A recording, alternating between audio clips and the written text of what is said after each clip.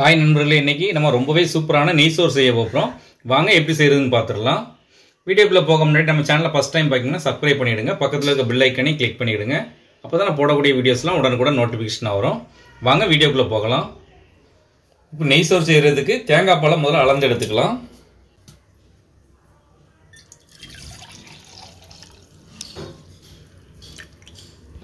இதில் நான் 3/4 உலக்கு தேங்காய் பால் எடுத்திருக்கேன். இந்த சைஸ் உலக்கு. இதில் மீதிக்கு தண்ணி சேர்த்துக்கலாம்.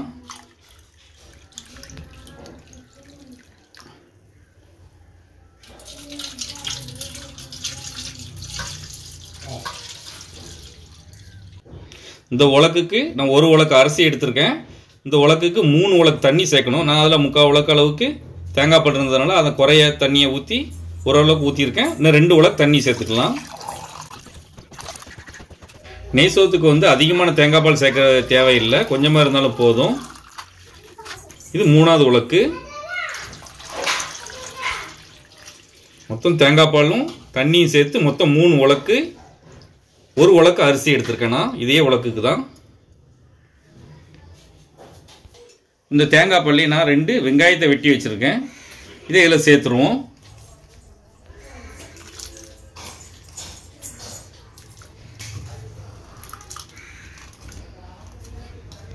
நான் ஒரு தக்காளி அப்படி பெருசாக கட் பண்ணி வச்சுருக்கேன். இதையும் இதில் சேர்த்துருவோம். காரத்துக்கு 5 பச்சை மிளகாய் எடுத்திருக்கேன். நீங்கள் உங்கள் காரத்துக்கு தகுந்த மாதிரி எடுத்துக்கிடுங்க. அதையும் இதில் சேர்த்துருவோம். சாப்பாடுக்கு தேவையான அளவு உப்பு எடுத்திருக்கேன். அந்த உப்பையும் நம்ம இதில் போட்டுருவோம். இப்போ இதை நல்லா மெதுவாக மிக்ஸ் பண்ணி விட்டுருவோம் உப்பு கரையிற அளவுக்கு. இப்போ ஒரு குக்கரில் 2 ஸ்பூன் அளவுக்கு நெய் எடுத்திருக்கேன். அதை சேர்த்துருவோம் இதில். இப்போ நெய் நல்லா சூடாகிட்டு இதில் நான் கொஞ்சமாக பட்டை எடுத்திருக்கேன். பட்டை இதில் சேர்த்துருவோம். 3 ஏலக்காய் அதையும் இதில் சேர்த்துருவோம். இப்போ பொரிஞ்சிட்டு இப்போ நான் இதில் 2 ஸ்பூன் இஞ்சி பூண்டு பேஸ்ட் எடுத்திருக்கேன். அதை சேர்த்துருவோம்.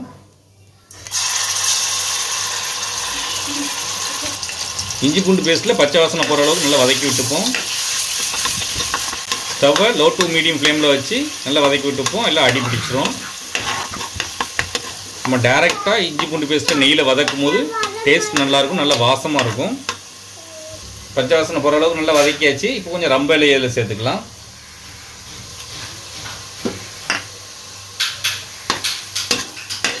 நல்லா வதக்கி விட்டுருவோம்.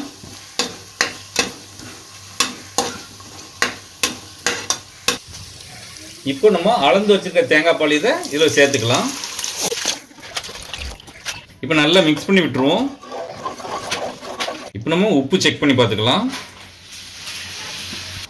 இப்போ உப்பு மட்டும் கொஞ்சம் கம்மியாக இருக்குது. உப்பு கொஞ்சம் சேர்த்துக்கலாம். உப்பு கொஞ்சம் கரிப்பாக இருக்கிற மாதிரி பார்த்துடுங்க. அப்போ தான் அரிசி போடும்போது கரெக்டாக வரும். நல்லா மிக்ஸ் பண்ணிடுவோம். இப்போ அடுப்பை ஹை ஃப்ளேமில் வச்சுருவோம். ரொம்ப கொதிக்கக்கூடாது. லேசாக நுரக்கூடி வரட்டு. இந்த அளவுக்கு நல்லா நுரக்கூடி வந்துட்டு பால் ரொம்ப கொதிச்சுட்டு அன்னைக்கு பால் கரைஞ்ச மாதிரி இருக்கும், நல்லா இருக்காது.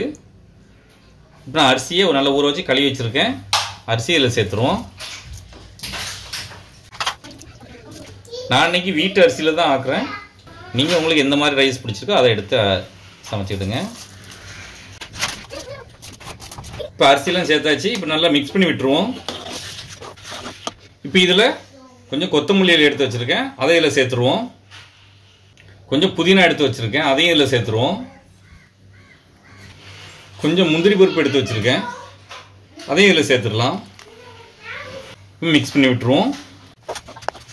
இப்போ நம்ம குக்கரை மூடி 2 விசில் போட்டு எடுத்துக்கலாம். இப்போ 2 விசில் வந்துட்டு நம்ம ஓப்பன் பண்ணி பார்த்துருவோம். நல்லா வெந்து சோறு நல்லா மலர்ந்து வந்துட்டு மெதுவாக கிண்டி விட்டுக்கலாம். கொஞ்சம் கூட குழையவும் செய்யலை, அடியும் பிடிக்கல. நான் சொன்ன அளவில் தண்ணிலாம் வைங்க, கரெக்டாக வரும். இப்போ எடுத்து வச்சிடலாம். இப்போ நம்மளுடைய நெய் சோறு ரெடி ஆகிட்டு இது ரொம்பவே சூப்பராக இருக்கும். நம்ம தேங்காய் பால்லாம் சேர்த்துருக்கிறதுனால நல்லா வாசமாக நல்ல டேஸ்ட்டாக இருக்கும். நீங்களும் வீட்டில் ட்ரை பண்ணி பாருங்கள். எப்படி இருந்துச்சுன்னு கமெண்ட் பண்ணுங்கள். இந்த வீடியோ பிடிச்சிருந்தா லைக் பண்ணுங்கள், உங்கள் ஃப்ரெண்ட்ஸ் அண்ட் ஃபேமிலிக்கும் ஷேர் பண்ணுங்கள். இதே போல் நிறைய வீடியோஸ் பார்க்கணுன்னா மறக்காம நம்ம சேனலுக்கு சப்ஸ்கிரைப் பண்ணிவிடுங்க.